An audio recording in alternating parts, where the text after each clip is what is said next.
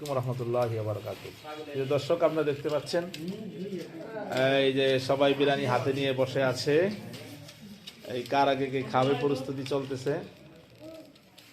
এই আপনারা দেখতে পাচ্ছেন সকলের হাতে বিরিয়ানি। একটি দোয়া অনুষ্ঠান শেষে সকলের হাতে বিরিয়ানি দিচ্ছে। ছাত্ররা খুব খুশি। কার আগে কে বিরিয়ানি খাবে। আমাদের মাদ্রাসা হচ্ছে দারুল আরকাম কওমি মাদ্রাসা এতিমখানা, খাগান বাজার দারুল আরকাম কওমি মাদ্রাসা এতিমখানা, বিরুলিয়া, সাভার, ঢাকা। মাহিম পিছনে যাও।